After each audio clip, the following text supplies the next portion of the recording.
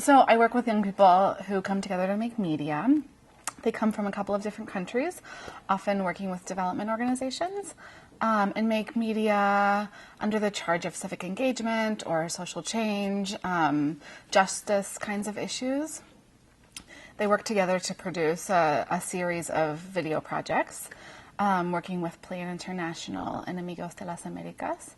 And I'm really interested in the way that those youth negotiate meaning, how they're going to tell stories, what stories they're going to tell, what comes out of these relationships where youth are speaking different languages, having all kinds of different backgrounds that they bring to the table, and how they negotiate that and how they use it to affect change, progress in the world. I'm also very interested in the way that youth tell stories and what stories they tell.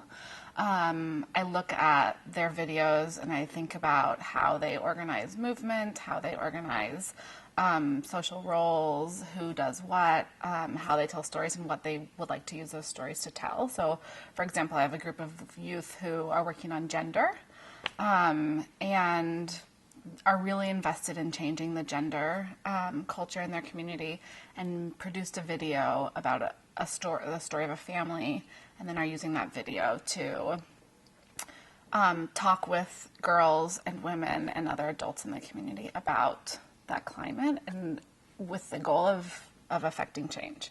Plan International and Amigos Plan International is this big development organization. They work in Nicaragua. So does this organization Amigos. Amigos works on youth development and youth kind of driven community change. Those two organizations partner together to carry out this media initiative. Plan also has this campaign called Because I'm a Girl. And given that a lot of my youth are producing about gender, and there's this climate of Because I'm a Girl, these other girl programs, I think there's quite a bit of work being done right now about gender and the figure of the girl and how girlhood is changing, or how the performance of what girlhood is changing. And I think it's something that when we bring international groups of people together, it's easily agreed upon as a topic of social change that youth from a number of different backgrounds, countries, places can agree on. It seems that there's something else going on where the figure of the girl is really easy to invest in. She's a good investment. She's a carer in the community. She's a symbol of progress. Like, look, girls are getting into school, girls are producing videos, girls are doing all of these things. We're making so much progress. And I still think there's quite a bit of things happening that are very gendered and that marginalize girls significantly. And I'm a little bit concerned that sometimes excitement over the progress we're making around girls obscures those kinds of relationships. So cosmopolitanism is this idea that there could be a way of being in the world that's not so tied to a certain nationality, identity, and this kind of unmoored, more hybrid way of traveling through the world with quite a bit of ethic responsibility towards others who are different than oneself, so that we can kind of deal with some of these major issues that are affecting people around ideas of difference and marginalization. There's a big call for that among educational scholars, and it seems to me that the organizational kind of parallel, or the practical parallel to that, is these organizations that are doing these programs where they bring young people together across difference, whether that be national difference, as it is in my project, or other kinds of difference where they bring young people together, and that difference is to be a generative way of thinking in the world.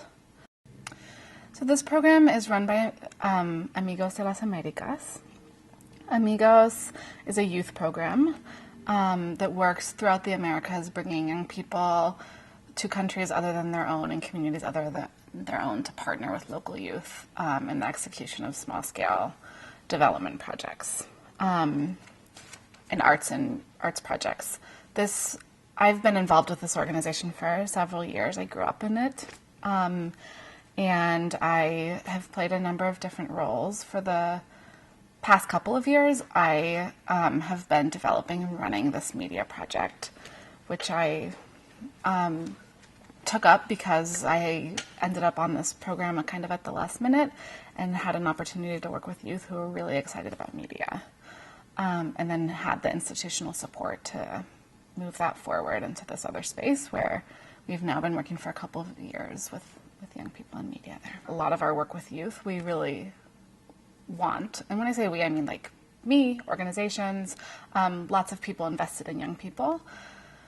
We want them to be able to have voice, to be able to think critically about what they see in the mainstream media.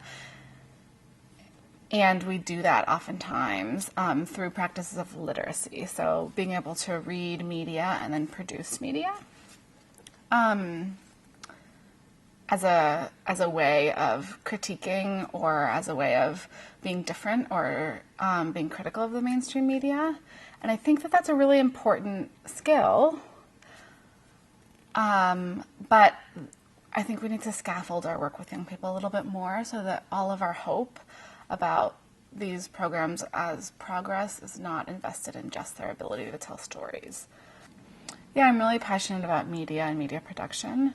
And I think that it's really important for young people to have media skills, especially right now, when so many of the publics that they can participate in are online or mediated in some way.